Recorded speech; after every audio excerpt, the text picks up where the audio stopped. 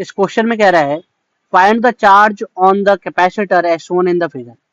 ठीक, तो इस क्वेश्चन में देखो कि कैपेसिटर वाली ब्रांच जो है इस 10 ओम के रेजिस्टेंस के अक्रॉस जुड़ी हुई है। ठीक, और हमारी जो स्टडी होती है ना वो होती है स्टडी स्टेट पे, स्टडी स्टेट पे। क्लियर? तो स्टडी स्टेट में क्या होता है, कैपेसिटर जो है हमारी ये फुल्ली चार्ज होगी। कैसी होगी? Fully charge.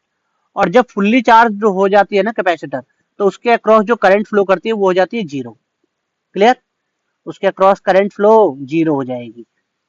तो चार्ज कैलकुलेट करने के लिए हमें सिर्फ इस 10 ओम वाली जो रेजिस्टेंस है इसके अक्रॉस का पोटेंशियल डिफरेंस चाहिए। क्लियर? अब देखो, तो पोटेंशियल डिफरेंस निकालना बिल्कुल सिंपल। आप इस सर्किट को दोबारा रीड्रॉ करो, कैपेसिटर को निकाल के, क्योंकि वो फुल्ली चार्ज हो चुकी है, वहां पे कोई करंट नहीं जा रही। अरे ये 20 कैसे हुआ, 2 करना था।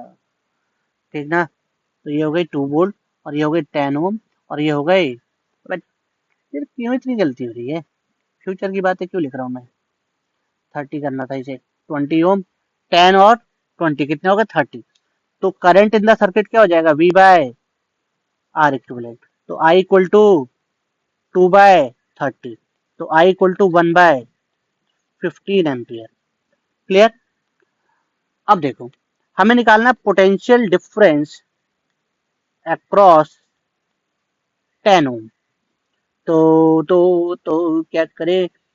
तो वो लिख लेते हैं V equal to I R होती है, तो आई कितनी है? 1 बाय 15 इंटू आर कितनी है? 10। ये हो गया 3, 5 से काट दिया, ये 2, तो कितना बचा? 2 बाय 3। तो potential difference across resistance 10 ohm वो कितनी आ गई? V equal to 2 by 3 volt. अब चार्ज स्टोर्ड इन कैपेसिटर। ठीक है, तो चार्ज स्टोर्ड इन कैपेसिटर कितनी हो जाएगी? Q बराबर CV। तो Q बराबर C कितनी है? 6 इंटू 10 की पावर माइनस 6 इंटू V कितना है? 2 बाई 3, 3 से 6 कैंसिल, 2, 2 2 जा 4, तो 4 इंटू 10 की पावर माइनस 6 कूलम, ये Q बराबर 4 माइक्रो कूलम। क्लियर? तो charge stored on in capacitor is 4 micro coulomb. Clear?